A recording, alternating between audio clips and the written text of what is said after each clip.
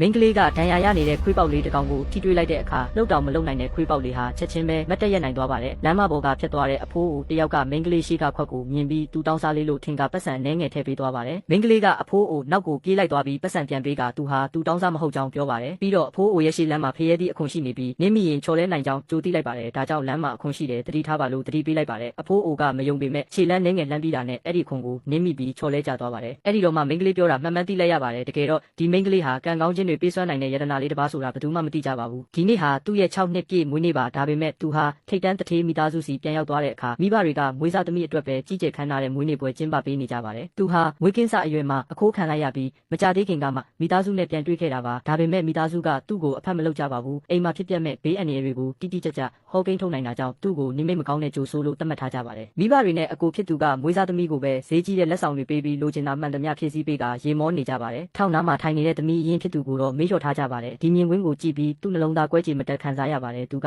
ကျမ်းပြင်ပေါ်ကျနေတဲ့ဖျောင်းတိုင်လေးတစ်တိုင်းကိုကောက်ယူပြီးနောက်နှစ်ကျရင်မွေးနေ့ကိတ်မုတ်စားခွင့်ရပါစေမိသားစုကသူ့ကိုနည်းနည်းလောက်ပိုချစ်လာပါစေလို့တိတ်တဆိတ်ဆုတောင်းလိုက်ပါတယ်။အဲ့ဒီနောက်သူဟာတိုင်းပြည်ရဲ့အချမ်းသာဆုံးဥက္ကဋ္ဌကြီးဖြစ်သူနဲ့မတော်တဆဝင်တိုက်မိပါတယ်။ဥက္ကဋ္ဌကြီးကမြင်မြင်ချင်းပဲဒီကလေးမလေးဟာသူ့ရဲ့ပျောက်ဆုံးနေတဲ့သမီးနဲ့တူတယ်လို့ခံစားလိုက်ရပါတယ်။ဒါကြောင့်လက်ထောက်ကိုကိတ်မုတ်သွားဝယ်ခိုင်းပါတယ်။အဲ့ဒီအချိန်မှာဥက္ကဋ္ဌကြီးခေါင်းအပြင်းထန်ကြိုက်လာလို့လက်ထောက်ကဆေးထုတ်ပေးပါတယ်။ဒါပေမဲ့မိန်းကလေးကတားဆီးလိုက်ပြီးဒီဆေးကိုမတောက်သင့်ဘူးတွေးအံတက်တယ်လို့ပြောပါတယ်။လက်ထောက်ကဥက္ကဋ္ဌကြီးဒီဆေးတောက်လာတာ3နှစ်ရှိပြီလို့ပြောပေမဲ့ဥက္ကဋ္ဌကြီးကဆေးကိုထွေးထုတ်လိုက်ပါတယ်။မိန်းကလေးကသူ့လက်ကိုကင်ပြီးမြန်မြန်တက်တာပါစေလို့ဆုတောင်းပေးလိုက်ရဥက္ကဋ္ဌကြီးရဲ့ခန္ဓာကိုယ်ထဲကိုအားရင်တွေစီးဝင်သွားပြီးခေါင်းကိုက်တာလည်းပျောက်ကင်းသွားပါတယ်။ဥက္ကဋ္ဌကြီးကဆေးကိုစစ်ဆေးဖို့အမိန့်ပေးလိုက်ပြီးကျေးဇူးတုံ့ပြန်တဲ့အနေနဲ့တန်ဖိုးအကြီးဆုံးငွေ9တန်းတန်ဘလက်ကတ်ကိုထုတ်ပေးပါတယ်။မိန်းကလေးကညှင်းဆန်ပြီးကိတ်မုတ်တစ်ဖက်လောက်ဆိုရပါပြီလို့ပြောပါတယ်။ဥက္ကဋ္ဌကြီးကစုပ်ပေးသလိုကလေးပိုက်စာနေတာမြင်လို့အစားအသောက်တွေစီစဉ်ပေးလိုက်ပါတယ်။မိန်းကလေးကိတ်မုတ်နှစ်လုံးလောက်ပဲစားရသေးခင်မှာမွေးစားသမီးကဒေါသတကြီးရောက်လာပြီးကိတ်မုတ်ခိုးစားတယ်လို့ဆွဆွဲပါတယ်။အိတ်ကက်ထဲကဘလက်ကတ်ကိုမြင်တော့ခိုးထားပါတယ်ဆိုပြီးအော်ဟစ်ပါတော့တယ်မိန်းကလေးကဒါဟိုဦးလေးကြီးပေးတာပါလို့ရှင်းပြပေမဲ့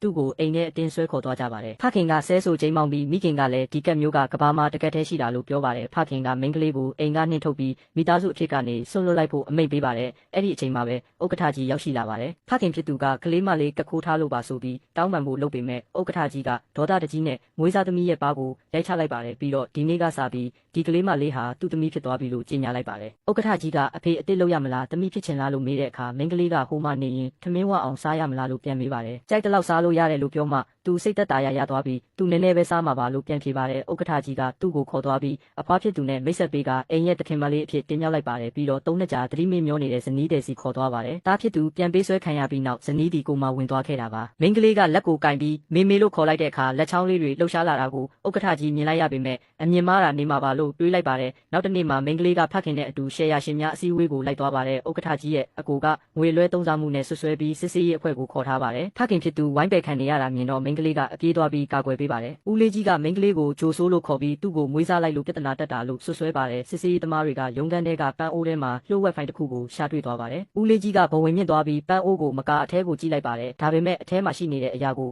မြင်လိုက်ရတဲ့အခါသူလုံးဝကြက်သေးသွားပါတော့တယ်။